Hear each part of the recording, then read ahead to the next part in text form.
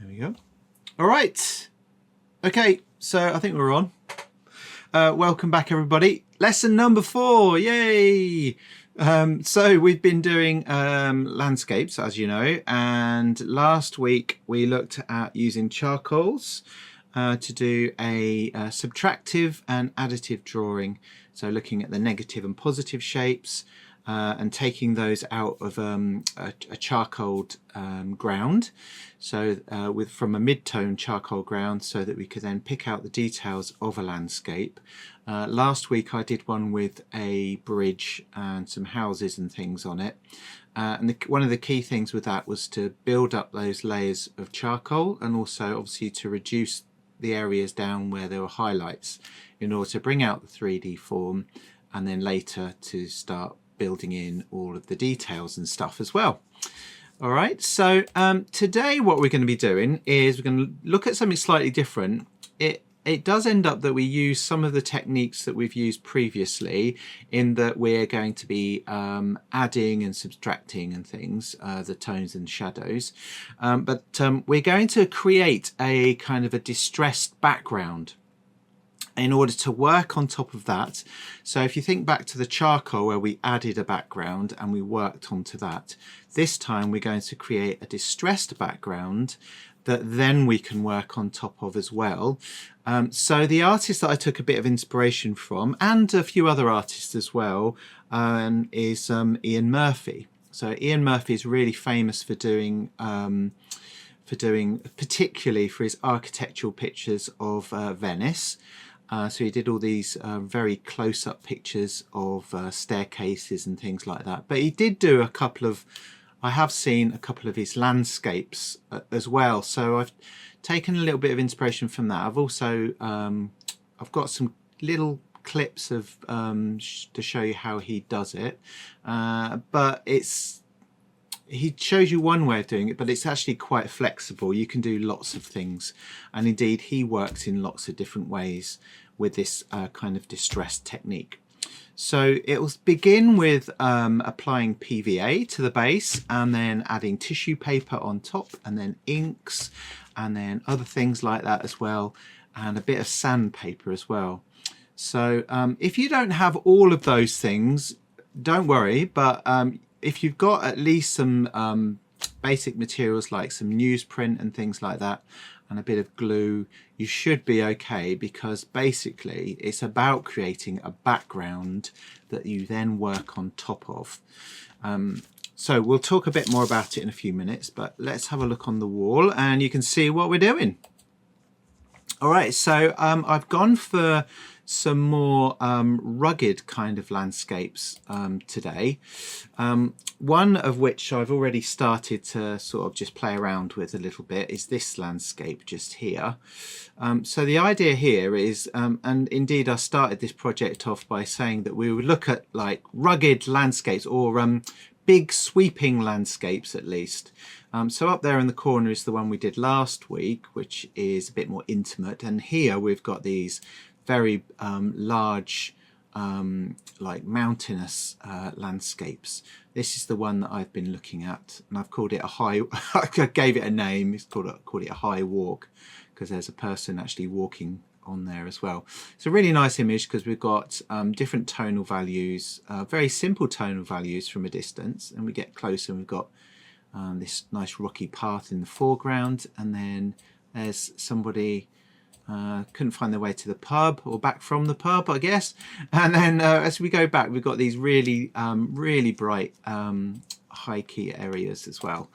So come in a little bit with that one. So that's the one I'm going to show you that I've been working on in a few minutes, and then we've got some other landscapes. The one over there on the left has got a very tiny house in the bottom bottom half of the picture, and these really big monumental mountains, and then we've got a winding river and this really atmospheric landscape down on the bottom right as well. So there's a few more, and you'll see those on the drive on the link that I've just sent you as well.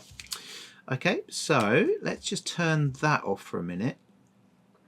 Boink, there we go, and I'll put on a few of these artists Now, there's a couple of artists on here actually.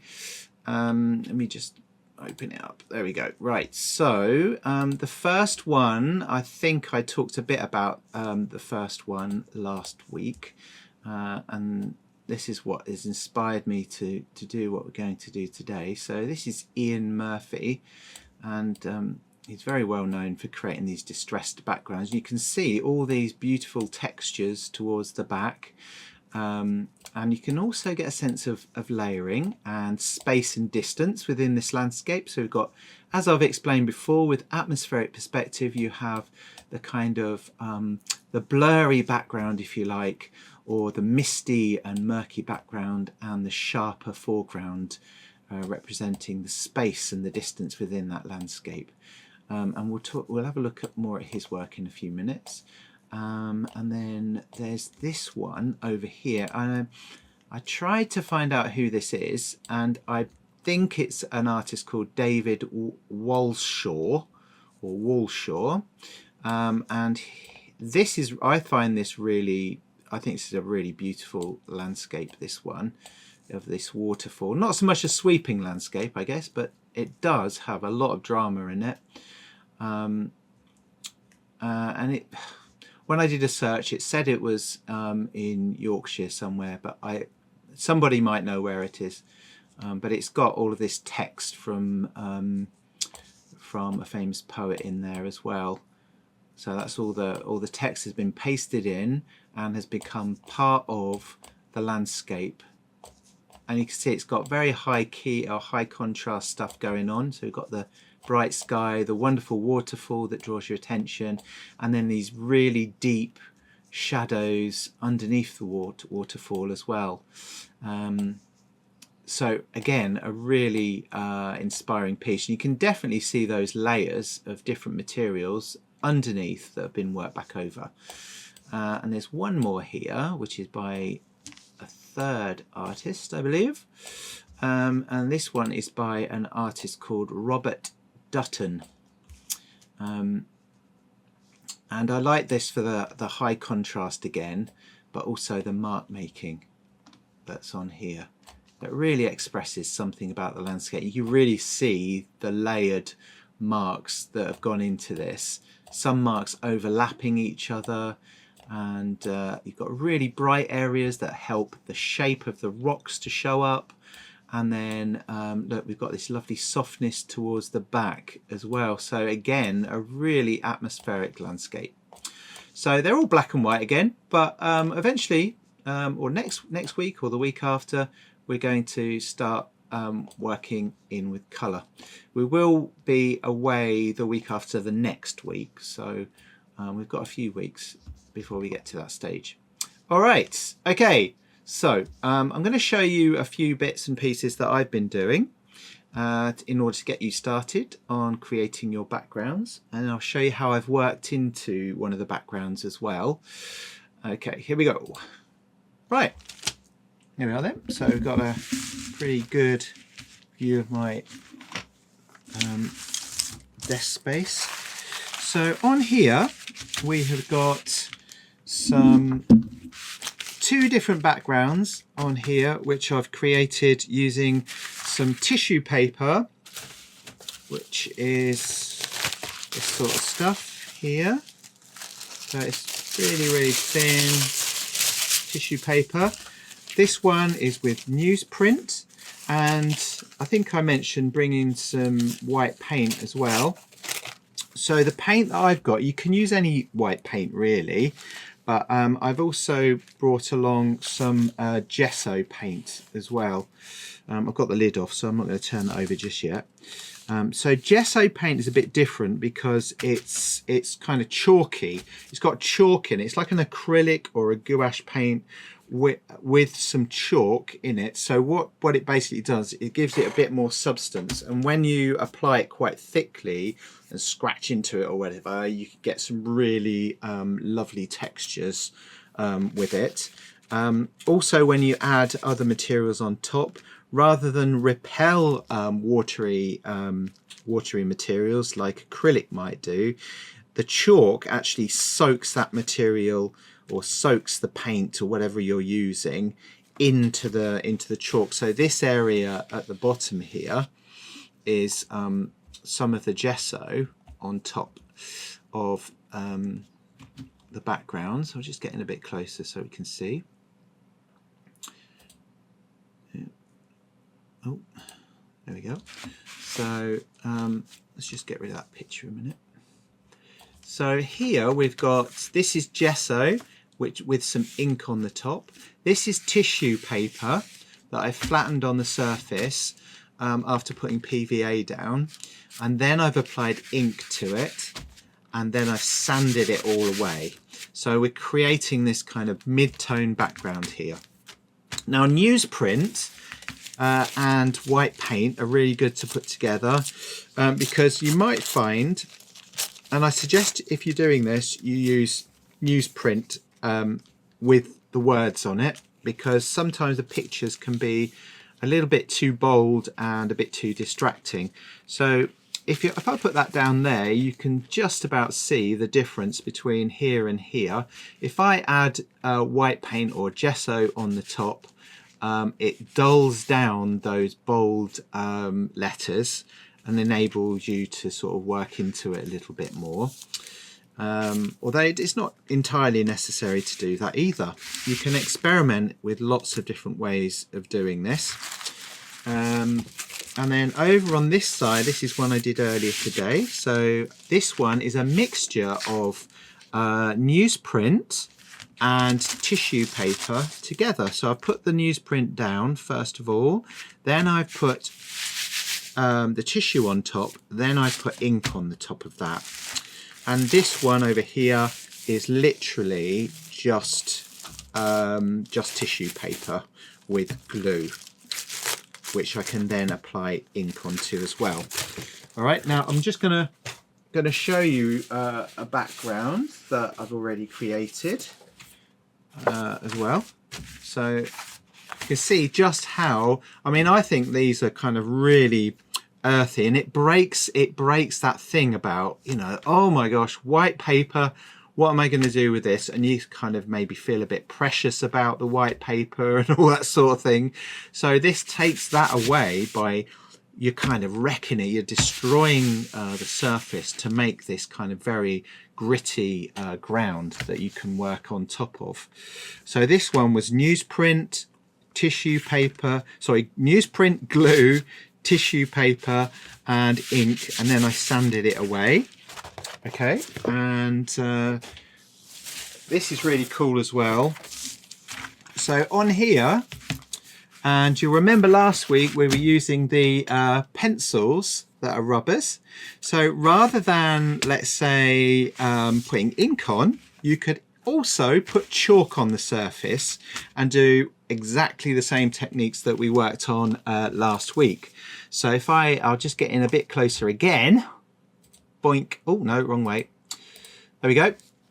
So these marks here are what I've rubbed out after putting the charcoal on top. So I rubbed charcoal over, I rubbed it in with my fingers, and we get all these lovely cranulations or creases in here. But what you can do then is you could draw your whole picture or the highlights of it and rub those areas out and draw back into the image. Really good fun as well. And I've got newsprint in there as well, so I'm kind of revealing the newsprint a little bit more again too. Okay, and this side is, and I'll do a demonstration of how to do it in a minute. So this side, this is, I tried this out today, so this bit is the same as just across the way. It's a bit of charcoal on top of the tissue, but then I tried ink on top of charcoal and it made it go darker. And here I scraped some gesso or white paint over the surface by scraping it over there. All right, now I'll show you in a second what you do with these loose bits of paper in a second. So let me just come back out again a bit. There we go. Right, so let's get a piece of paper. There we go. And I'm going to put some glue down first of all. So usually I will use a brush, but you can use something like this to put your glue down as well, a spatula. If you're really impatient to get on with stuff as well, and you don't want to sit around waiting for glue to dry, you can do a bit of hair drying. Not literally, but you can hair dry your work as well. I've got a little heater next to my desk here, so potentially I could use that. So you apply the glue over the surface like this, and then let's put some newsprint on. So we can put newsprint on the top. I might add a bit more glue as well to make sure that the tissue paper adheres nicely.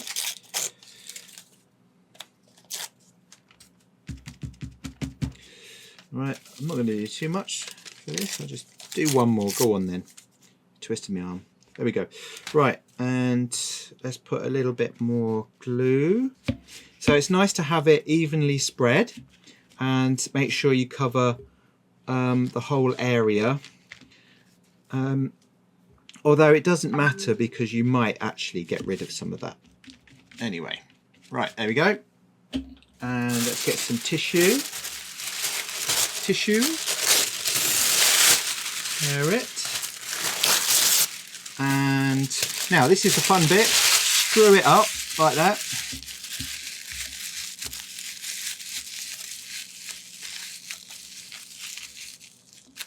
Unscrew it. Now, when Ian Murphy does this, he talks about not having a particular plan about where he applies the ink or because basically you're after a very kind of a natural finish. So you don't need to have a particular plan. Now I'm just going to go for it on this one rather than let it dry, because it is quite dry to touch. It's just the glue underneath that's wet, obviously, and because it's a thin layer, it shouldn't matter too much. All right, now the next stage is you get hold of a little bit of ink. Now you don't need much ink at all for this. You just need a watery brush and a touch of ink, and then what you can do, and I'll come in a bit closer so you can see what happens. What you can do is literally just brush over the surface, and the ink will pick up all those lovely creases.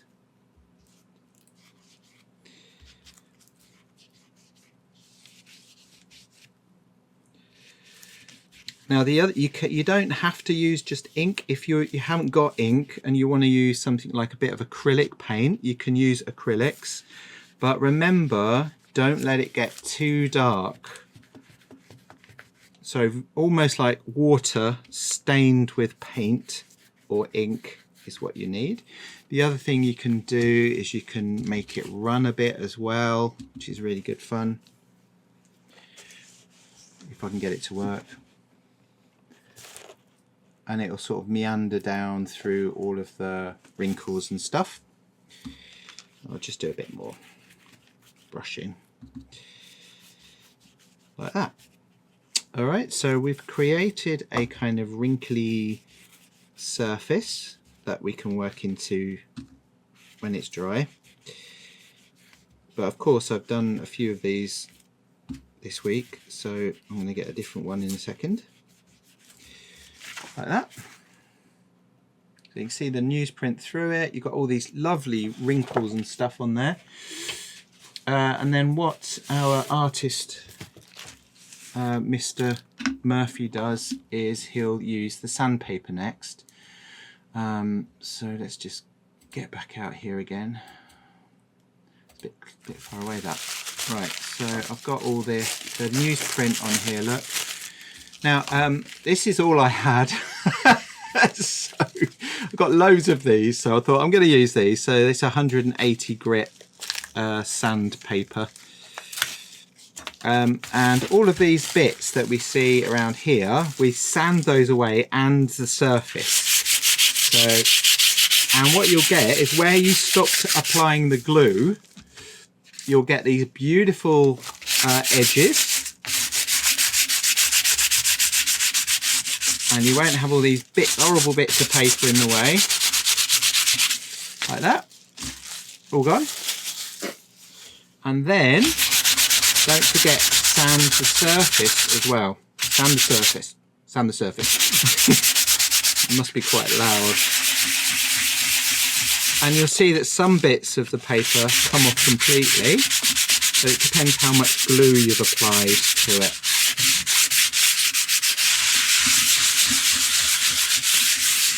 Ooh, look at that. Beautiful. Now, there we've got a distressed surface, and every single time you do it, it will come out differently, and it just makes the surface interesting to work off. So now imagine this is just a piece of paper that you're going to work over to add your design, your drawing. Now, in order to do the next bit, you can, if you want to, use a pencil to sketch out the details. Ian Murphy uses a pen. This is actually a 0.7 fine point roller ball pen. You could use a biro. The ones that he was using on the video that I saw, he was using a 0.5. But you can use these quite lightly as well as you know, heavily to get the marks that you want. So if I come in again a little bit more, keep going the wrong way. So with the pen, and here's a little example landscape. So I'm just going to do this kind of loosely. We can sketch out the mountains, whatever we need to do. Beautiful. Keep saying that tonight. So the texture of the paper can almost mimic the texture in the landscape, in the rocks and so forth. So once I've got the basic outline of that, I can do other things like shade into it. I could use more ink. I could also use some gesso. So in this particular picture, look, we've got this lovely bright area. Now with gesso, you'll find, if you're using gesso that is, or if you've got any, you'll soon see that once you paint it in, it fades a little bit. A lot of artists use this sort of stuff for preparing surfaces to paint on and things, but you can, you know, it's fun, you can use it for all sorts of stuff. And I can make it look a bit misty and things over the top there. So the thing to do is be patient and keep working into your drawing, because essentially you're doing the same things you were last week, which is you're drawing or pulling the landscape and the highlights and shadows out of this beautiful textured surface that you're going to create. And then we can say, right, okay, because I picked this point because it's got really strong contrast. Now these if you've got a rollerball pen like this, you can treat it like a drawing pen, like I'm doing now. And as some of you will know from previous lessons, you can also use a little bit of water, going all Australian now. You can use a little bit of water and make it run as well.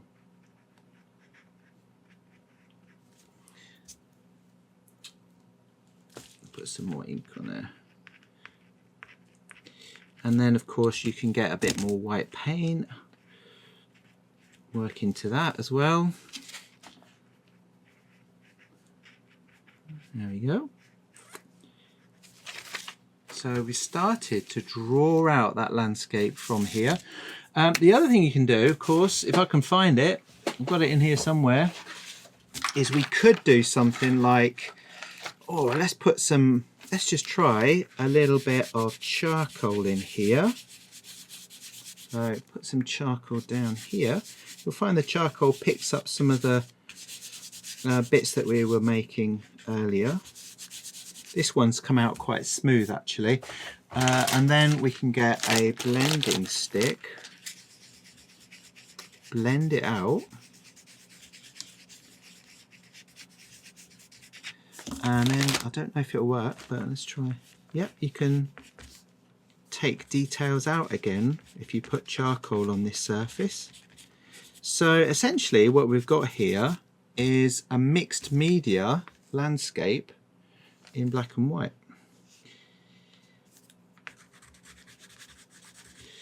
And don't forget, you can make some of the gesso, if you've got gesso or thick paint anyway, you can also scratch back into that.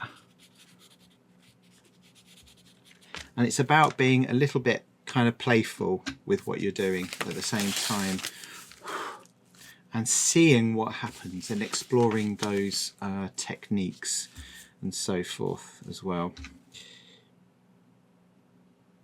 So I'll show you the other one that I've done, or I'm doing it still, and then if you want to see it, I'll show you a video. Right, so this is the one I've been doing in the lesson. There we go. So that's this landscape, the one that I said was High Walk, called High Walk. So obviously I've got work to do on it, but it's the same sort of concept that I've just shown you.